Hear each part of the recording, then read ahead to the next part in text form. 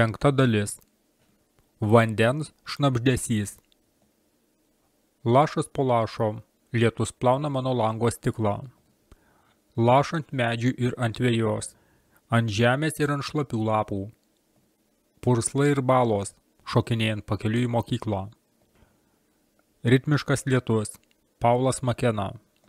Onomatopėja – tai žodžių imituojančių garsų susijusių su objektu ar veiksmais, į kuriuos jie nurodo, daryba ar vartojimas.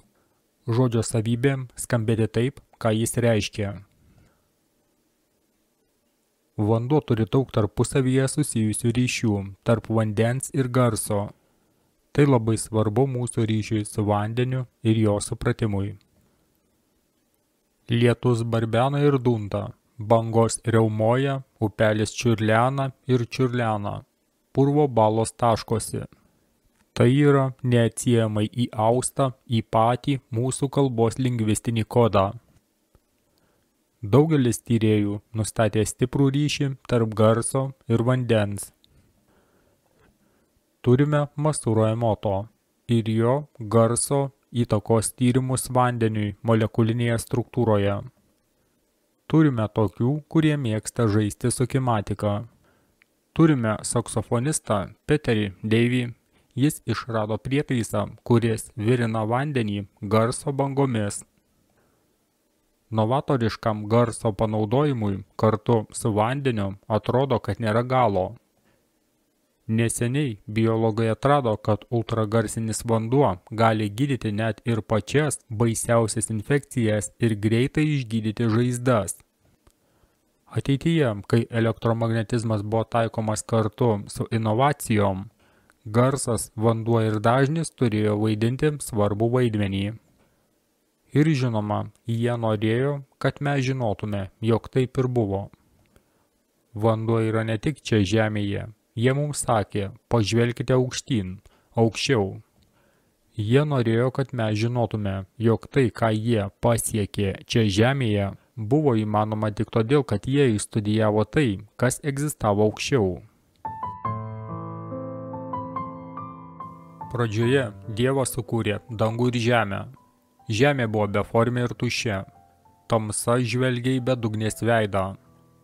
Ir Dievo dvasia nužengė ant vandenų paviršiaus, ir Dievas tarė, tebūnie šviesa, ir ten buvo šviesa, ir Dievas tarė, te atsiranda tvirtuma tarp vandenų, ir te atskiria vandenį nuo vandenų.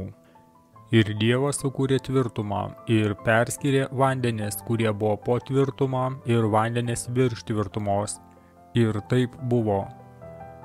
Kai kurie kritikavo karaliaus Jokūbo Biblijos versiją dėl žodžio dangaus skliautas vartojimo, bet originalioje hebrajų kalboje žodis rakija tiesiogiai verčiamas kaip dangaus skliautas.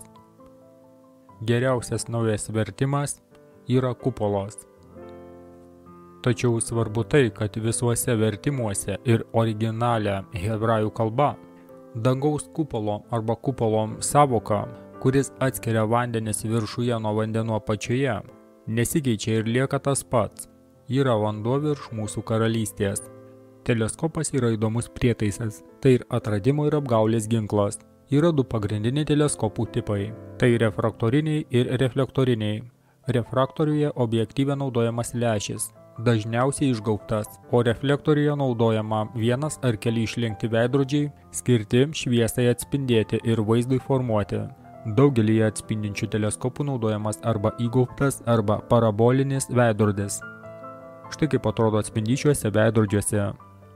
Akys, su kuriomis gimėme ir pro kurias žiūrime į pasaulį, tai išgaubti lęšiai. Mes nestebime pasaulio per iškreiptą veidrodžio atspindį.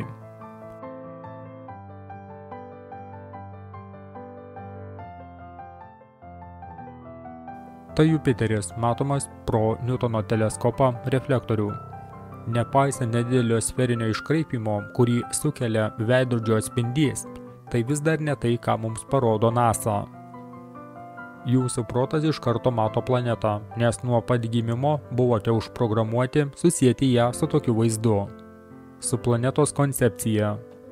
Lygiai taip pat, kaip jūs siejate mėnulį su akmeniniu rutuliu, net nemąstydami.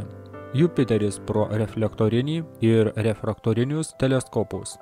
6 colių achromatinis teleskopas refraktorius prie 6 colių Newtono reflektorių, o čia Nikon fotoaparatas. Kaip matote, tiek refrakciniai, tiek atspindintys teleskopai sukuria panašius vaizdus kaip Nikon P900. Nikon objektyvai yra kritikuojami kai kurių astronomų. Dėl to, kad jie nepakankamai stiprūs pamatyti žvaigždės viršuje. Tačiau, kaip matote, tarp teleskopų ir kamerų nėra didelio skirtumo. Kiekviename matome, kad Jupiteris spinduliuoja jam būdingą šviesą. Tiek mėgėjai, tiek profesionalūs astronomai pristato tokius kadrus kaip šis. Tačiau pažiūrėkite, kas nutiks toliau.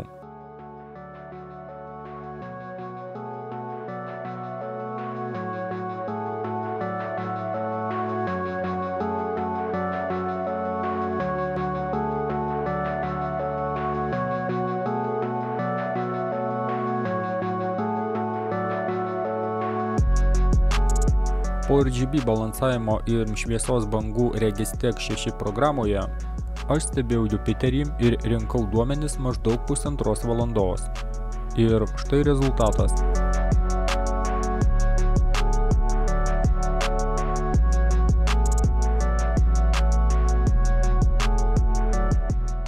Astronomai naudoja vaizdų apdorojimo programinę įrangą, kad transformuotų savo neapdorotus vaizdus į apvalius objektus danguje virš mūsų, kurie skleidžia savo šviesą į planetą NASA stiliumi. Apdorotas vaizdas nėra tai, ką matome savo akimis per lęšį. Nesakau, kad tai tyčia. Astronomijos apgaulė yra individuali praktika. Tačiau labai svarbu niekada nepainioti smarkiai redaguotų vaizdų ir filmuotos medžiagos, kurią gauname, su realybe. Taip pat verta prisiminti tuos, kurie elgiasi manipuliuojančiai. Paprastai tai astronomai, gaunantys mokamą rėmimo paramą iš žurnalų ir interneto svetainių. Taip pat svarbu atkreipti dėmesį, jog tai, ką vadiname planetomis, iš tiesų tai ne planetos, o klajojančios žvaigždės. Ir visos šios nuostabios žvaigždės turi panašią prigimtį su mėnuliu. Kitaip nei kitos žvaigždės virš mūsų dangaus. Jų kursas ir kelias virš mūsų nėra fiksuotas ir suderintas. Jų trajektorijos nukrypsta nuo koncentrinių takų, kuriais skrieja kitos žvaigždės aplink šiaurinę žvaigždę. Ir to priežastis yra ta, kad jos nėra vandenyse už dangaus ribų. Jos labai skirtingos, jų funkcija labiau okultinė, o jų svarba gyvenimui čia Žemėje yra daug svarbesnė nei galime įsivaizduoti. Dar grįžime prie taip vadinamos tikrosios planetų ir mėnulio prigimties, o vėliau ir prie vandenų. Arktūras yra viena ryškiausių žvaigždžių danguje. Štai meninis žvaigždės atvaizdas iš žurnalo Mokslas, o dabar štai Arktūras matomas pro refrakcinį teleskopą. Jokių panašumų. Kaip atrodo vaizdas, kai jį priartiname žvaigždės viršuje su galingu Nikon fotoaparatu. Daugelis kritikuoja refrakcinį teleskopą, nes jis gali sukelti chromatinę aberaciją. Chromatinė aberacija yra objektyvo nesugebėjimas sutelkti visas spalvas į vieną tašką. Rezultatas gali būti violetinė apvada. Čia galite pamatyti, kaip nuotraukoje gali atsirasti chromatinė aberacija. Įdomu tai, kad Nikon nesukelia tokios pačios chromatinės aberacijos priartinant Arktūrą. Todėl galime teigti, kad Nikon iš tikrųjų yra patikimesnis ir stabilesnis. Kaip per teleskopinį lęšį, taip ir per Nikon Arktūras pulsuoja ir svyruoja. Tai šokių geometrija. Daugelis pašoks nuo savo vietų ir sušuks. Taip yra dėl atmosferos iškraipymo ir šviesos taršos. Taip yra todėl, kad Arktūras yra labai toli. Bet jei tai atmosferos iškraipymas, kodėl kiekviena žvaigždė atspindė savo unikalią geometriją ir šviesos modelius? Jos turėtų atrodyti vienodai. Tai nėra atmosferos iškraipymas. Žvaigždės yra sonoluminescencijos šaltinis virš vandens. Jos šviečia pačios, skleidžia savo šviesą ir dažnius. vandenyse viršuje. Mūsų pačių išgaubtas akies lęšiukas mums sako, kad virš mūsų galvų ten yra kažkoks vanduo. Matome tai per žvaigždės arba kai į dangų atsitrenkia kylanti raketa. Kaip jau sakiau, vadinamos planetos arba klajojančios žvaigždės ir mėnulis atrodo sferiniai, bet tai nereiškia, kad jie tokie ir yra. Tai nėra žvaigždės vandenyje sinonimas. Už jų ribų yra kažkas visiškai kita. Mūsų pažangus pirmtakai norėjo, kad mes atkreiptume dėmesį į žvaigždės. Jie norėjo, kad suprastumėm, jog elektromagnetinės vibracijos ir sonoliuminescencijos dažnių centrai yra aukščiau esančiuose vandenyse. Jie mums rodė į tai, nes norėjo, kad mes žinotume, kad vanduo yra raktas į tikrosios elektromagnetinės energijos potencialo atskleidimą. Jie norėjo, kad žinotume, jog po naudojimo eterinė elektromagnetinė energija gali būti sujungta su vandeniu, kad ją būtų galima laikyti ir paskirstyti. Ir kai toks vanduo buvo pagaminamas, juo buvo galima manipuliuoti, sustiprinti ir pakelti jį į naujų galimybių lygį, naudojant vibracijos dažnį ir patį garsą. Jų civilizacija priklausė nuo to, ką mes vadiname gyvuoju vandeniu. Jų technologinė pažanga leido jiems visą Žemę paversti viena energijos sistema. Šis tinklas buvo įmanomas tik dėl vandens. Ateities civilizacija buvo elektromagnetinis vandens pasaulis. Kanalai nėra didelė paslaptis. Jų galima rasti visur mūsų karalystėje, kaip didelius, taip ir mažus. Dauguma didžiųjų kanalų aplink mūsų Žemę yra sujungti su vandenynu. Sūrus vanduo yra puikus elektros laidininkas. Natrio chloridas yra jonizuotas. Turime Korinto kanalą sujungtą su Egėjo jūra. Turime Panamos kanalą, jungiantį Atlanto ir Ramųjį vandenynus. Sueco kanalas jungiasi su Viduržemio jūra. Taip pat yra Volgodonsko kanalas, jungiantis Azovo ir Juodąją jūras, taip pat Kaspijos jūra su dideliais vandenynų tinklais. Visi kanalai iki 1920-ųjų nebuvo mūsų pastatyti, arba tų, kurie yra istorijos vadovėliuose. Mes juos paveldėjome. Oficiali istorija teigia, kad jų klestėjimo laikai baigėsi 6-ame dešimtmetyje, tačiau jų statyba prasidėjo dar 16 amžiuje. Visos istorijos susijusios su šių kanalų statyba yra grinai išgalvotos ir aš jums tai parodysiu šiek tiek vėliau. Kai tik pradėsite į tai kreipti dėmesį, taps gana akivaizdu, kad daugumoje žemynų ir šalių yra kanalų ir upių kombinacijos, kurios driekėsi per visą Žemės sausumą. Senojo pasaulio gyventojai naudojo vandenynus ir upes, kad sukurtų tarpusavyje sujungtų vandens kelių tinklą. Jie siekė aprūpinti vandeniu visas jų gyvenamas teritorijas. Kad pereiti per sudėtingas vietas ir išlaikyti vandens tiekimą, jie statė akvedukus ir viadukus. Kartais jie statė vandens atsargoms papildyti, nes jis keliavo į įvairias vietovės ir rajonus. Štai kodėl daugelis jų buvo sukurti kaip simetriškos arkinės konstrukcijos. Romėnai šių statinių nestatė. Visa šių mūsų karalystės miestų infrastruktūra suprojektuota aplink kanalų sistemą. Amsterdamas iš viršaus. Čia tikslios geometrinės tinklo linijos yra ne kelių, o kanalų. Vienintelis tikslas buvo tiekti vandenį iš vienos vietovės į kitą. Vanduo buvo kaupiamas ir naudojamas įvairiems tikslams – rezervuarams, vandens bokštams, siurblinėms ir kitiems statiniam. Vanduo taip pat padėjo užtikrinti reikiamą pusiausvyrą. Šis sudėtingas elektromagnetinis tinklas gamino, skirstė ir generavo daug magnetizmo bei šilumos. Vanduo ne tik užtikrino diamagnetizmo pusiausvyrą, bet ir užtikrino, kad visas tinklas neperkais. Žvelgiant į visus puikius generatorius ir kitus energijos šaltinius iš senojo pasaulio, visada galima rasti vandens arba vandens saugyklos likučių netoliese. Kartais tai paslėpta daugiausia po žeme. Daugelis žmonių nesuvokia, kad vadinamos Viktorijos laikų sistemos ir rezervuarai praeina labai giliai po mūsų miestais. O kitais atvejais tai yra pagrindinis, būdingas šių struktūrų bruožas. To pavyzdys yra tai, ką valdantieji pervadino į tvirtovės ir gynybinius griovius. Elektromagnetinio vandens tinklas nebuvo tik įkrauta versija to, ką jau pažįstame savo miestuose ir miesteliuose. Tai buvo kažkas daug daugiau. Tai buvo daug didingiau, įspūdingiau ir futuriškiau, nei kada nors galėjome įsivaizduoti. Tinklas buvo prijungtas prie didesnių centrinių tinklų. Į tai, ką tiksliau būtų pavadinti, žvaigždžių stotimis. Kartais tai buvo izoliuotos stotys, o kartais jos apėmė ištisus miestus. Turėsime pakilti aukščiau, kad tau tai parodytume.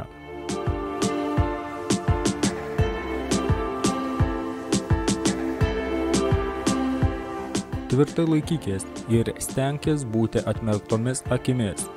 Žiūrėk.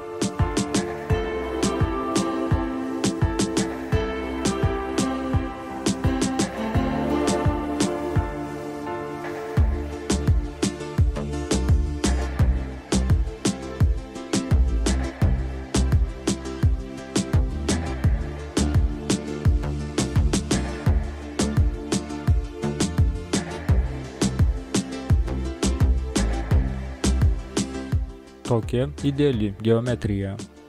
Tokiame mastelyje.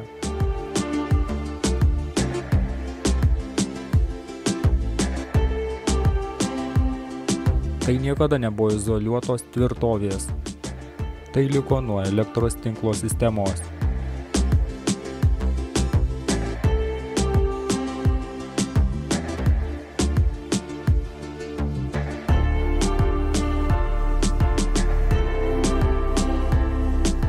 Juos supo vanduo.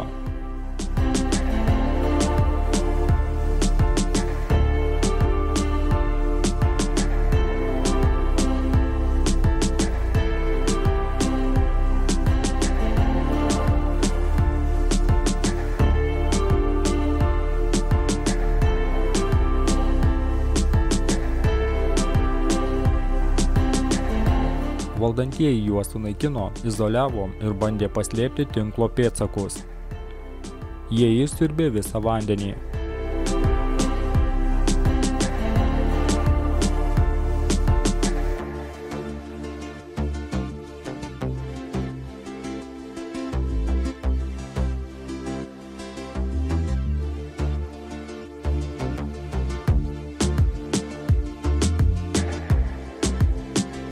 Jie randami visur mūsų realybėje – Europoje ir Amerikoje.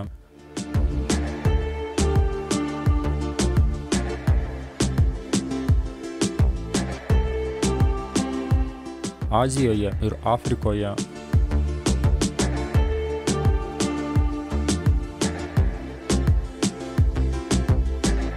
Visi mūsų mėgstami, mylimi miestai kažkada buvo didžiulės, apgyvendintos žvaigždžių stotys. Tai buvo tinklas. Žiūrėk.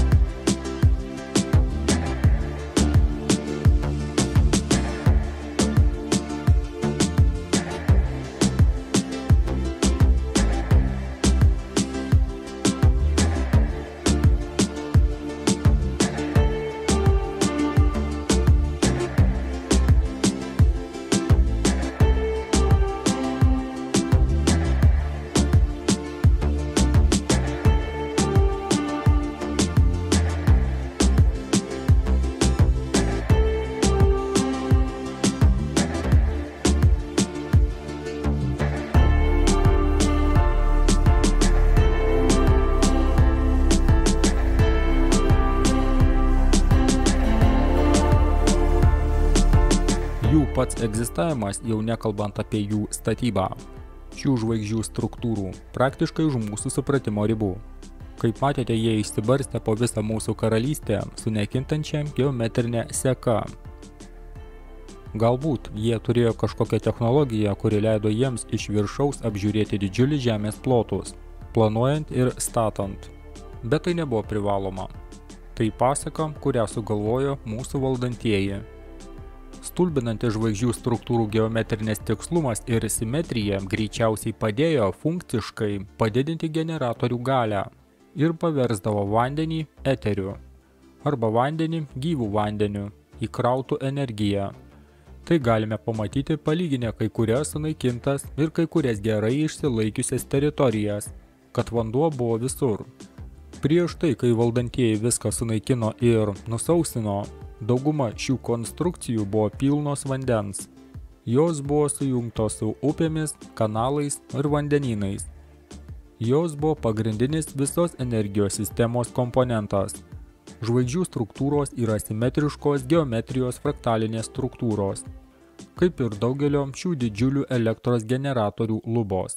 Kaip magnetronai ir rezonatoriai, jų akustinės ertmės su simetriškom ir aštriom įstrižom sienelėm privertė jonus nuolat vibruoti. Seni planai ir iliustracijos, kurie neabejotinai buvo vienaip ar kitaip redaguoti ar manipuliuoti, tačiau vis dar rodo, kokia sudėtinga, integruota ir esminė žvaigždžių geometrija buvo visam tinklui. Pažvelkite į Paryžių, iš pirmo žvilgsnio tai nėra akivaizdu. Tačiau atidžiau įsižiūrėję suprantame, kad pats Paryžius buvo žvaigždžių stotis arba žvaigždžių miestas. Kaip ir visi kiti senajame pasaulyje pastatyti miestai, šie pastatai buvo funkcionalūs ir šlovino jų inovacijų šaltinį.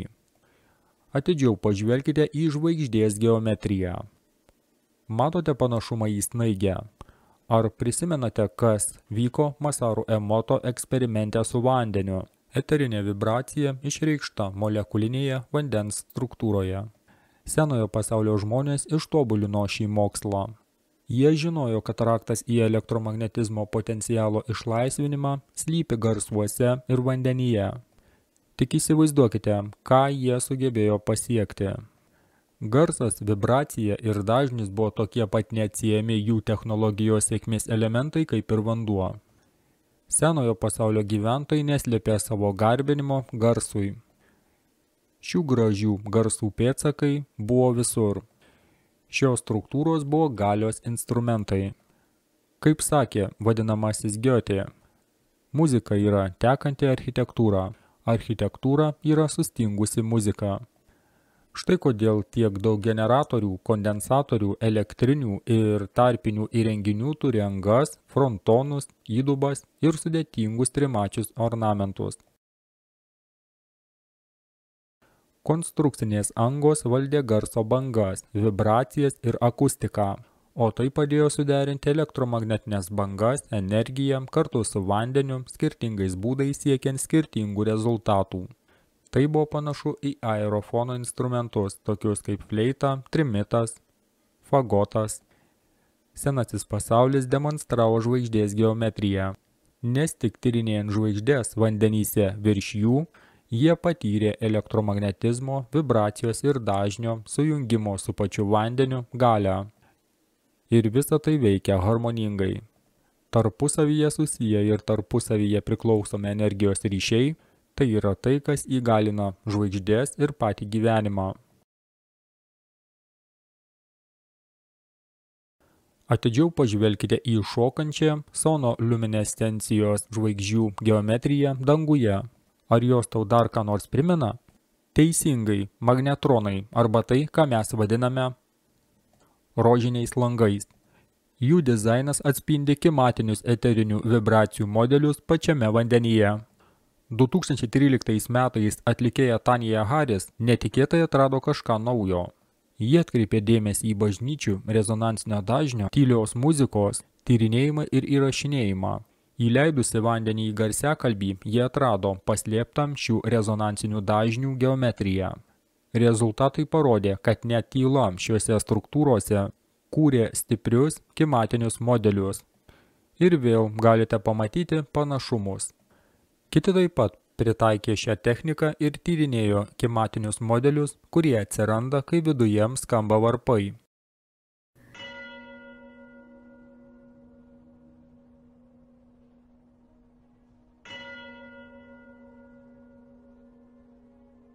Pažvelkite į magnetrono modelį. Štai kodėl yra tiek daug nuostabių rožinių langų, kurie atrodo kaip kimatinis raštas. Atidžiau pažiūrėkite, štai kodėl jie atrodo kaip sustingusios žvaigždės pulsacijos. Štai kodėl daugelio katedrų lubos atspindi šią šventą kimatinę geometriją. Štai kodėl tiek daug pastatų turi didžiulius varpus ir varpelius. Varpai skleidė galingas vibracijas ir dažnius, kurie turėjo poveikį viso regiono vandens tiekimui. Garsas veikė vandens molekulinę struktūrą, kuris vėliau buvo naudojamas įvairiem tikslam. Ir tai dar ne viskas. Daugelyje šių statinių buvo kitas pasaulio stebuklas – garso karalius vargonai. Ar kada nors buvote sustoję pasigrožėti didžiuliais vargonais? Jų nesukūrė paprasti 19, 18, 17 ar 16 amžių žmonės. Kaip ir pastatai, kuriuose jie yra, kurie yra elegancijos ir didybės stebuklas. Galingiausias garso instrumentas pasaulyje. Specifiniai žemi ir aukšti dažniai neabejotinai leido senojo pasaulio žmonėms valdyti eterinę energiją taip, kaip jie tikėjo būtina.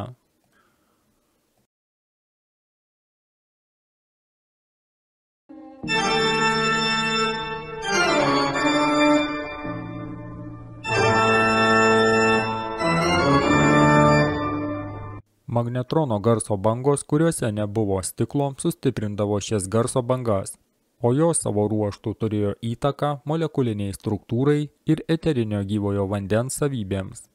Vargonai galėjo būti naudojami įvairiems tikslams, galbūt suteikiant ištisiems miestams specifinius rezonansinius dažnius, gerai sveikatai ir klestėjimui. Specifinės vargonų funkcijos buvo sąmoningai slepiamos nuo mūsų žinių. Įdomu tai, kad oficiali istorija teigia, jog pirmieji vargonai buvo vandens vargonai. Juose energijos šaltinis buvo oras, stumiamas vandens iš natūralaus šaltinio arba siurblio. Be abejonės, klaidinanti pusiau tiesa, slepianti tikrąją įrenginio sąveiką su vandeniu. Kaip jau minėjau, daugumoje šių statinių buvo vietos dideliems vandens kiekiams saugoti ir laikyti. Daugelyje statinių yra požeminių ertmių ir didžiulių cisternų, iš kurių kai kurios yra nusausintos, o kai kurios neliestos. Kartais sistema buvo išdėstyta atskirai nuo šių struktūrų ir toliau. Valdantieji daugelį šių zonų pavertė romėnų pirtimis. Štai kodėl Bato Batyje, Anglijoje, yra šalia Romos pirčių. Vanduo taip pat buvo laikomas elektrinės kondensatoriuose, iš raudonų plytų arba vandens bokštuose. Taip pat atviruose stačiakampiuose rezervuaruose, šuliniuose, laiptiniuose šuliniuose. Štai kodėl laiptiniai šuliniai buvo pastatyti tokių geometrinių raštų tikslumu. Vėlgi, geometrinė struktūra čia veikia, skatindama jonus svyruoti ir vibruoti. Jie palaikė vandens elektromagnetinį krūvį.